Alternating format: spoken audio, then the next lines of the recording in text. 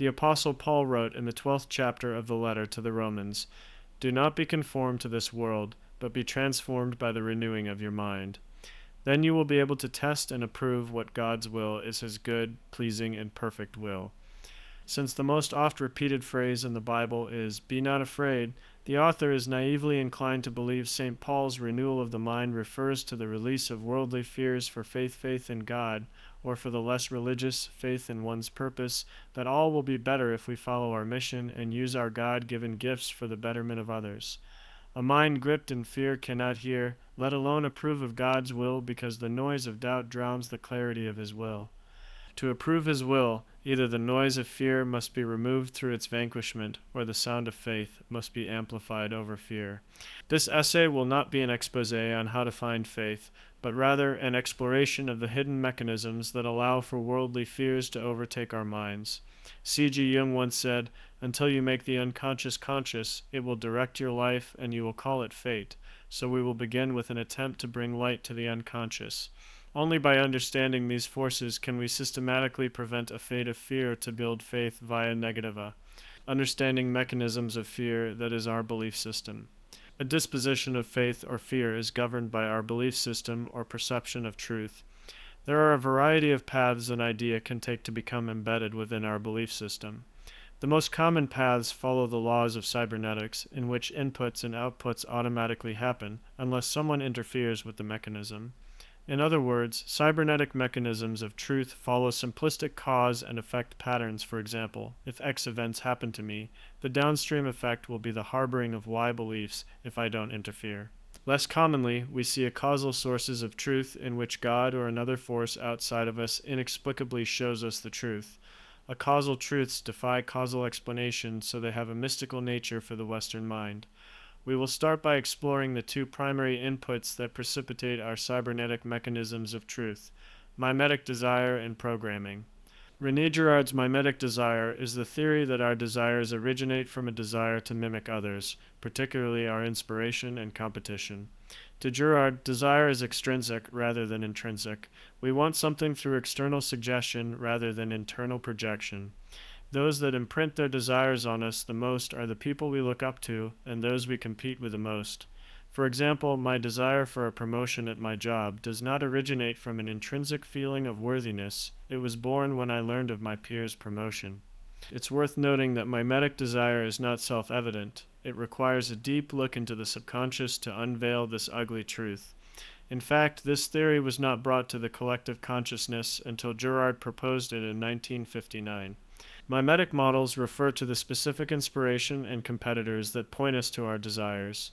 These include those you wish to emulate, like celebrities and social media personalities, or they can be those similar to you, friends, colleagues, and family members. When we can draw a clear line between our desires and these mimetic models, we can trace their influence on our perception of truth and whether they generate a belief system of fear. Let's explore three mechanisms in which fear can encroach, all originating from mimetic desire.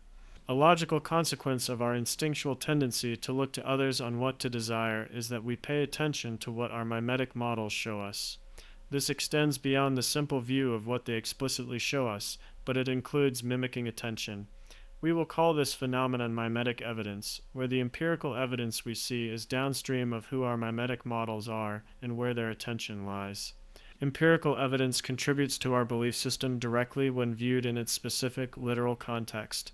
An example is the observation of a rabbit on your walking trail yesterday. Generally speaking, seeing is believing, so you accept your observation as truthful, and you may even recall it as an interesting anecdote to your friends at the local watering hole.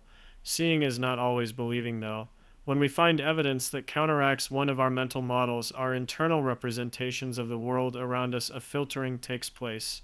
We either modify our mental models to accept the new evidence, or more commonly, we reject the evidence to uphold our existing mental models. For example, we explain away why the evidence in front of us is false, whether that be optical illusion, sheer chance, or outright manipulation. This tendency to reject evidence in favor of existing mental models is dangerous because it transforms the belief of a mental model into a habit.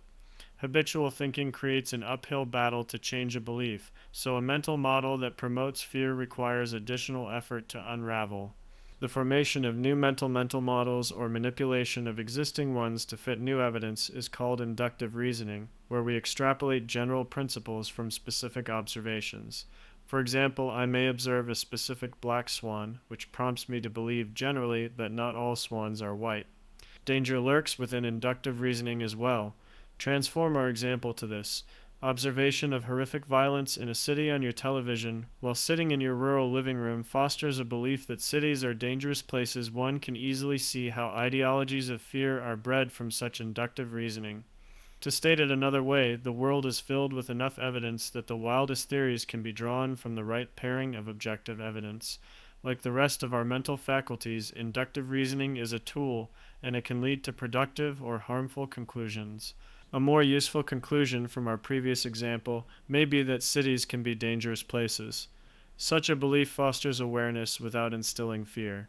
Not only do mimetic models point us to new mental models through inductive reasoning, but we are exposed to the mental models they directly share. This can be incidental or intentional.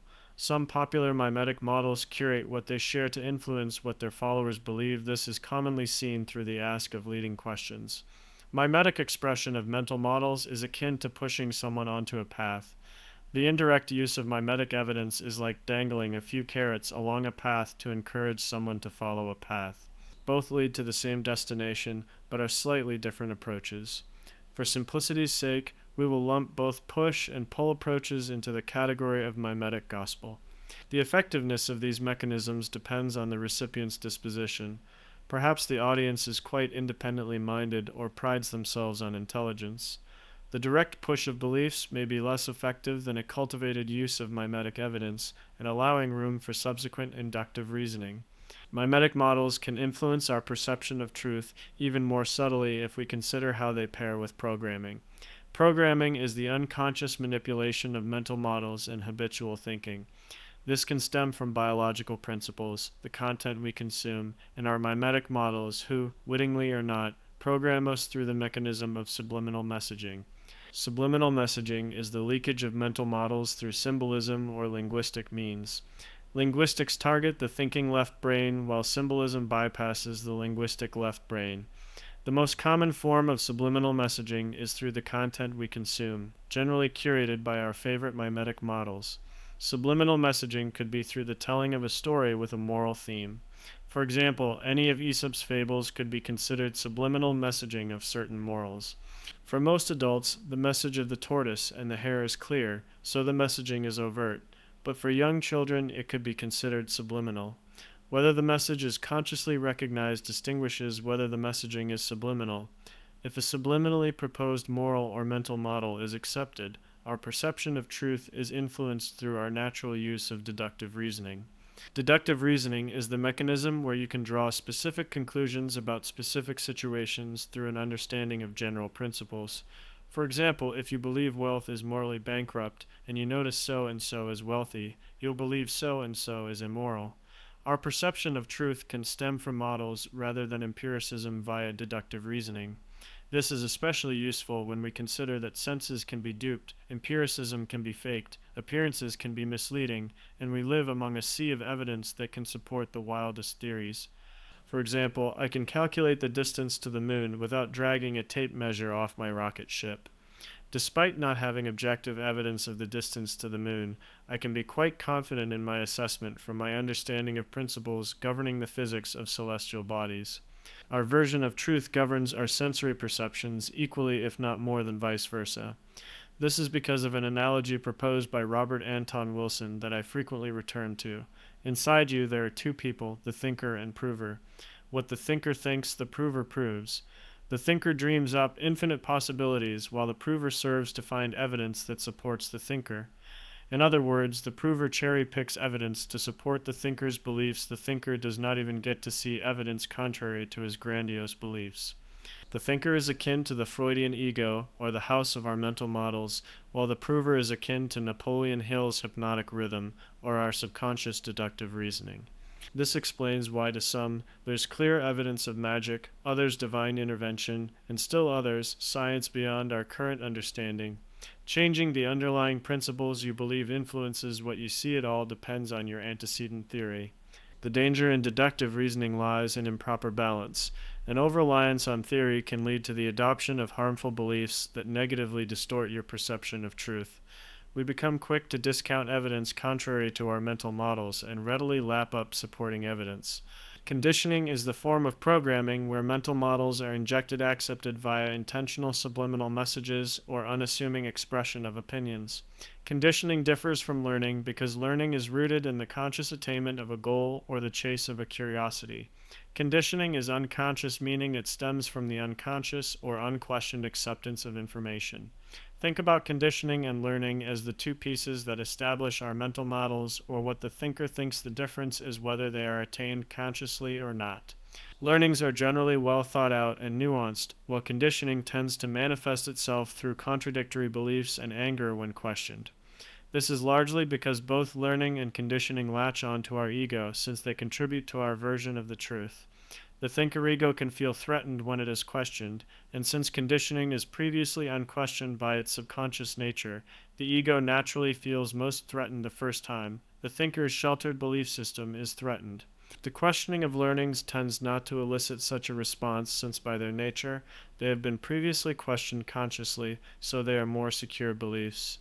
Conditioning can be uncovered through the monitoring and questioning of our behavior. Action stems from our beliefs, so we can trace our behavior back to our beliefs and question whether they serve us. Once this questioning occurs, conditioning can either be transformed into a learning if accepted or deprogrammed and discarded if rejected. We will explore deprogramming in more detail later. As we previously discussed, mimetic models can be the sources of conditioning, but our programming can also point us to different mimetic models. We will call this mechanism programmatic mimesis. Another way to describe programmatic mimesis is to say that our environment and the culture we live within, particularly at a young age, influences who appeals to us as inspiration and who we choose to compete with. For example, my father has a philosophy strongly embedded in Protestant work ethic. "Man is made to work" is a quote of his that stands out in my mind. Being raised in such an environment, this would explain why Gary Vaynerchuk, practitioner of our modern hustle culture, appealed to me as a mimetic model in my early 20s. If I was raised by a drifter, such a mimetic model would have never appealed to me. Lastly, we see identity-driven programming. This is exactly as it sounds, programming that originates from your belief of yourself. This is a bit of a chicken and egg problem, since we are describing mechanisms that lead to your perception of truth. However, your belief of yourself governs your perception of the outside world. In other words, self-limiting and self-expanding beliefs impact your mental models of what's possible, empirical evidence, and the mimetic models you are drawn to. What the thinker thinks, the prover proves. Identity is a belief that forms a feedback loop with these other mechanisms of truth. Programming and mimesis are two powerful forces governed by causality and illustrated by rather simplistic diagrams of cause and effect. Forgive the author as we veer into the abstract and explore a type of truth that is difficult for the Western mind to comprehend, those governed by non-causality. Acausal truths represent the portion of our belief system that does not arise from causal or cybernetic means. For example, a causal form of truth may look like this. A mimetic model introduces me to a new mental model which I accept. Acceptance of this mental model changes my belief system and manipulates my perception of incoming evidence to reinforce what my thinker thinks. And a causal truth is associated with what some call divine intervention, others mere chance, and still others, the collective unconscious or infinite intelligence. Perhaps it stems from a highly complex chain of cause and effect beyond our ability to comprehend. Regardless, a causal truth is a transcendence of our concept of causality. We are smacked with a revelation seemingly out of nowhere. One interpretation of a causal truth is a revelation from your right brain. As Ian McGilchrist posited, the Western world has become increasingly left-brained, meaning we listen to the detail-driven, logical, reductionist, vocal left brain more than our holistic, intuitive, mute right brain. Since the left brain is the chatterbox, it can be difficult to hear the insight of a mute intelligence, especially in a society that discourages introspection and solitude. Acausal truths can sneak out of this right brain through subtle winks like synchronicities or violently through aggressive revelations. Since the right brain sees the world differently, and its way of thinking cannot be narrowly considered like left brain concepts, acausal truths may simply be the silent intelligence in you attempting to speak, offering a new perspective. As previously stated, acausal truths may not originate from within, they could be from God or Jung's collective unconscious. This could explain why cultures separated by space and time, totally unaware of each other, have reached similar conclusions. For example, the Golden Rule is common to all major religions. Another concept that is common across many religions: your actions and intentions are measured over the course of your life and judged, whether that's the concept of karmic debt or sin. Perhaps these are acausal truths offered to humanity by something external. Solutions. How do we remove fear so we can find faith? As the reader may surmise, fear can sneak its way into our repertoire of beliefs through any of the aforementioned mechanisms. Conceptual understanding is important, but our journey does not end here. Recognition of these principles within yourself can only be found through manipulation and application of such concepts. Context matters. How do we use these concepts to overcome a conformist worldview of fear? Once we reach such a state, how do we fight entropy to maintain a status quo of faith? As we saw, Mimesis governs a large portion of what we believe to be true. To avoid a conformist view, a healthy first step is to be selective with your mimetic models. Consciously choose to follow transcendental models like Jesus and reduce exposure to models that conform to worldly principles. Transcendental mimetic models differ from contrarian mimetic models, those that can be relied upon to challenge every mainstream belief without fail. Transcendental mimetic models empower you to think for yourself and live up to your fullest potential for the betterment of humanity. They encourage you to have faith in a cause bigger than yourself. Contrarian models prey on your fears and are governed by the same mainstream as conformists. One could argue that in our interconnected world, it is difficult to control which mimetic models we are exposed to, especially if we consider the difficulty of discerning the origin of the ideas found on the internet. You may do everything in your power to limit your exposure to conformist mimetic models, but your desire to keep up with your friends or family on social media can create an unforeseen consequence. When they share an idea, it is difficult to know which ideas are theirs versus ones regurgitated from their favorite talk show host. The logical conclusion is to simply isolate yourself from everyone and live in your own predictable bubble. The end, of course, not filtering upstream mimetic models to its logical conclusion, is no way to live, but we can keep this technique in our toolbox and use it to the level that works for us before considering the next tool: filtration of mental models. When we come across a mental model, we have a choice: accept or reject it. Here we recognize how mimetic gospel works. The default is to accept what our inspiration and competition share with us. Or if we have the contrarian bug, our knee-jerk reaction may be to reject any mental model that swims in the mainstream. The natural solution to this predicament is to use your brain instead of letting your mimetic heroes and villains dictate your beliefs. This is a simple yet exhausting solution. Question everything and critically consider your beliefs. The reason we default to accepting mimetic mental models is because it is biologically expensive to use your brain. It is much more efficient to simply accept your neighbor's viewpoints. A simple barometer for what designates a mental model that should be accepted versus rejected is Lindy. The Lindy effect is the observation that the longer an idea has survived, the longer it will survive. Hence, an older idea is more valuable than a newer one. Leveraging Lindy means that what is tried and true can be accepted. Anything else that is falsifiable can be discarded. Of course, this is a rule of thumb. Closure to new ideas locks us into our existing mental models and stagnates a society. Perhaps it is worth tagging ideas as experimental until they are proven effective. Horses were Lindy until the experimental automobile came along. Only after automobiles were proven to be an effective and affordable means of transportation did they replace the previous paradigm. A more preferable solution may be to add a layer to our decision tree. Rather than accept or reject a mental model, we can simply choose to ignore it. We can let it roll around in our skulls before allowing for a graceful exit. As Aristotle notoriously said, it is the mark of an educated mind to be able to entertain a thought without accepting it. These cliché but wise words ring true, since it speaks to the wisdom of rejecting or ignoring mental models that lead to fear. To use this approach effectively, you must know what is most important to you. Willful ignorance can be difficult since the desire to overly share our opinions is an oft overlooked vice, especially in our brave new world of social media. In other words, it can be difficult to resist the urge to have a take on the current thing. A good rule of thumb: if the topic doesn't prompt curiosity and long bouts of research, why would you have an opinion on it? You are clearly ignorant on the topic. Why not accept this reality and use your precious energy elsewhere? This approach is an effective means to block fearful ideologies while remaining biologically preferable. Consciously filtering beliefs and pleading ignorance can be exhausting and a challenge since we are wired for self-delusion through our struggle to recognize our limitations, as evidenced by the Dunning-Kruger effect. And as we previously shared, mimetic origin can be difficult to locate. Hence, perpetual filtering of our mental and mimetic models cannot be the only tools in our arsenal against fear. How about programming? That is much more difficult to recognize, and we have to be careful not to spot patterns that may not exist. What the thinker thinks, the prover proves. As we previously discussed, a general awareness and curation of your environment is the first step to excise unwanted mimetic models. This can be described as curating your consumption habits. As we discussed with programmatic mimeses, mimetic models can be downstream of the culture you live within. It may be an uphill battle to constantly sort out mimetic models when the embedded culture favors fear over faith.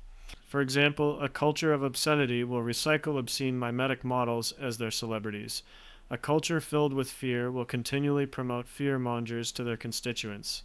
The easiest solution is to leave for greener pastures, so you are not inundated with this programming and their mimetic models. However, fleeing is a defeatist approach. The next best solution is again awareness, a recognition of this mechanism so you can know when you are being influenced. The influence of programming and mimetic models resembles the influence of your emotions.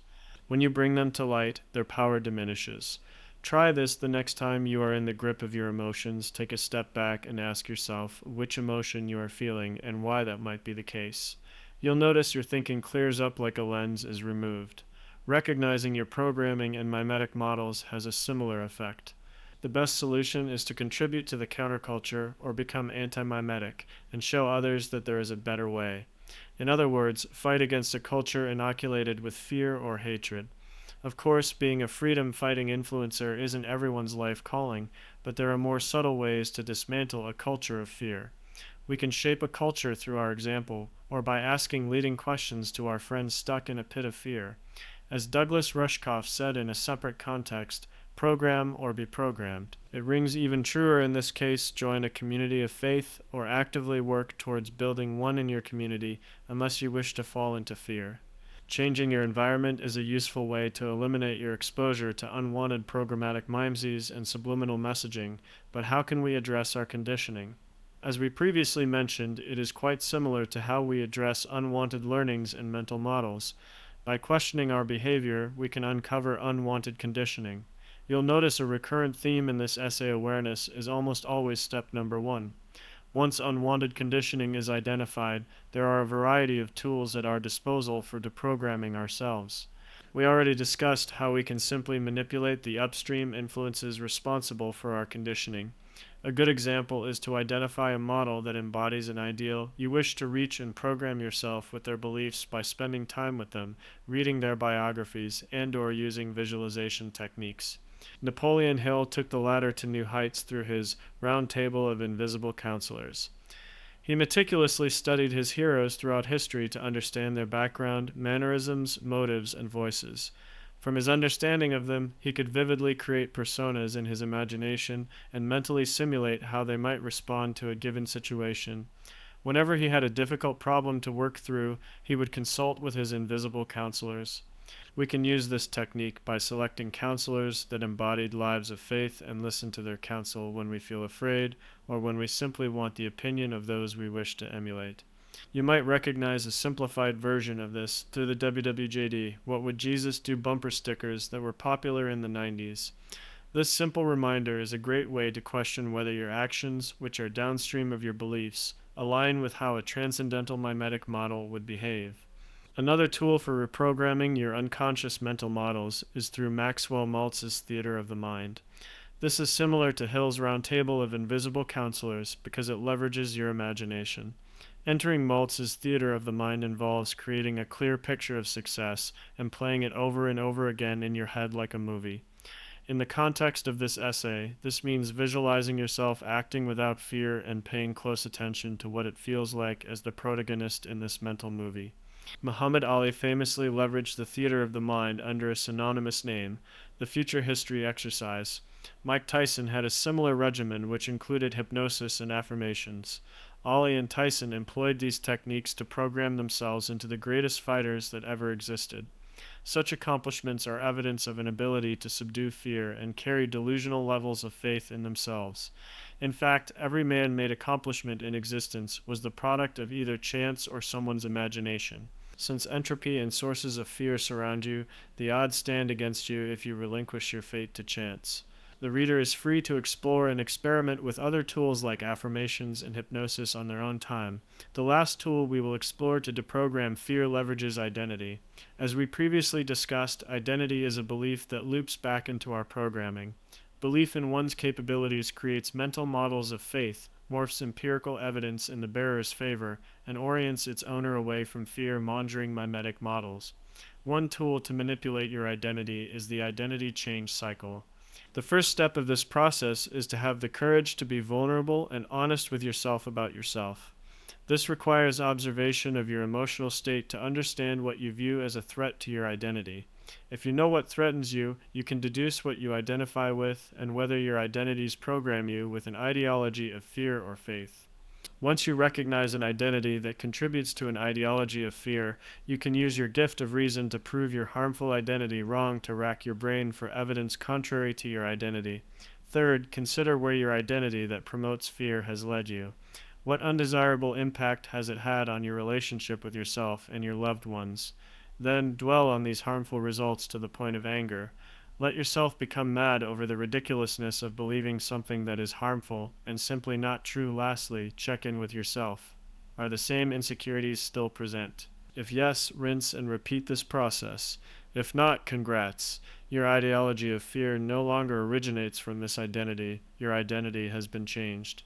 The author would argue that an ability to overcome fear is one of the greatest distinguishers between us and animals. Just observe any wild animal. Fear frequently places them in a panicky state of fight or flight.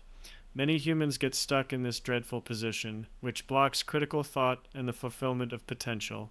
It requires constant effort and reorganization to fight this tendency to revert to a lower form of consciousness.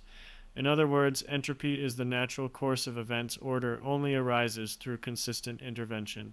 All cybernetic mechanisms of truth require a combination of self-reflection and environmental manipulation to combat this entropy, to eliminate existing and prevent future truth systems rooted in fear. Manipulating our cybernetic sources of truth requires us to exercise our cognitive abilities by questioning and manipulating our beliefs and environment. In other words, the solutions are quite left-brain dominant. To access the acausal truths that contribute to an ideology of faith, we must take different steps. We must quiet our left brain and its cognitive functions to listen to the wisdom of either God or the right brain, depending on your beliefs. This quieted state can be reached in a variety of ways, so we will split them into 3 categories. 1. Passive listening. 2. Active listening. 3. Flow. Passive listening looks like a casual walk in the park or mindfulness meditation. Meditation with no intent except to observe passing thoughts. This is where stimulation is removed, so we can witness spontaneous thoughts that enter the mind. Some thoughts are brilliant while others mundane. When a brilliant thought strikes from the spontaneity, it creates the sensation that we have tapped into something outside of us. Is it the attention to the mundane that makes them brilliant, or do we access an external creative well when we passively listen? Carl Jung in Greek tradition subscribed to the latter and referred to this as a personal demon. Active listening could simply be described as the active pursuit of wisdom, which takes various forms. This can look like prayers of petition or intercession, those that ask God to pass benefits along to ourselves or others. Such prayers can yield acausal truths because it is the active pursuit wisdom. Eastern traditions refer to this practice as contemplation, the act of meditating on a single question for a prolonged period of time. A more mild version of contemplation is the mere reflection on your experiences, asking yourself what you can learn from today, yesterday, last week, or last month. In contemporary secular culture, active listening is the practice of asking your subconscious a question and awaiting a response. Some visualize the subconscious as a friendly internal supercomputer. In principle, these Christian, secular, and Eastern practices are similar in nature. A question is asked to a higher power, and the inquisitor awaits a response flowing with esoteric truth. Dream interpretation is another form of active listening in which a dreamer records their dreams and actively seeks out their meaning. If one subscribes to the belief that dreams are highly personal messages from a power higher than the conscious mind, it is a worthwhile source of acausal truth. The last approach is through Hungarian psychologist Mihaly Csikszentmihalyi's flow state. This is when the mind is quieted through focus. Flow state is an ironic state of being because it achieves a decommissioning of the conscious mind through intense focus. It is the opposite approach of passive listening, where the mind is left to wander while the user acts as a detached observer. Flow is when the user becomes one with the task at hand. There is no room for wandering. Flow cannot be achieved in any circumstance. It requires the right balance of adversity. Too little challenge and we become unfocused. Too much challenge and we become overwhelmed and stressed. Flow requires relaxed focus, ideally towards a passion. The author accesses the flow state when writing and words appear to flow without conscious thought, giving the sensation that the words and ideas did not originate from within. The same can be said of any physical or mental activity. The mind shuts off, and the learning appears to originate from outside the conscious mind. Napoleon Hill would describe a flow state as the access of borrowed energy in which a causal truth is your reward for using your mind to its fullest potential. The more religious would call this divine inspiration as a reward for using your God-given gifts for the betterment of others. Conclusion. In this essay, we explored how our belief systems are shaped by causal and acausal mechanisms. Mimetic desire, a causal mechanism, can point us to new evidence and ideas which are more likely to be accepted compared to ideas presented by those that do not inspire nor compete with us. They can also indirectly influence our beliefs through subliminal messaging or inductive reasoning. Programming, the other key influential causal mechanism, can point us to new mimetic and mental models, and it is the vehicle through which identity shapes our beliefs. Lastly, acausal mechanisms show us new ideas seemingly out of nowhere, whether that is through divine or subconscious intervention. In an environment where fear is paramount, knowledge of these mechanisms is crucial in the fight against fear and the path towards faith. Without their recognition, entropy takes its toll, and your surroundings shape you into someone you don't wish to become. Through some combination of introspection and environmental manipulation, we can ensure we don't reach an entropic state of fear via causal mechanisms. To find faith derived from acausal mechanisms, we must take an antagonistic approach and quiet the mind to hear what God or our subconscious has to offer. With so many mechanisms of ideological subversion, the fight against fear is a never-ending battle, particularly in an environment where the majority are inundated with worldly fears like the fears of poverty, sickness, death, and ridicule from colleagues. In such a lifestyle inundated with the noise of fear, it is impossible to find one's purpose, or as St. Paul would describe it, God's will.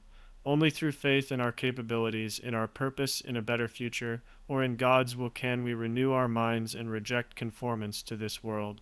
Franklin Delano Roosevelt offered sage advice during a time when faith was lost. The only thing we have to fear is fear itself. Perhaps this message had a greater influence on the American people's escape from the Great Depression than one might expect.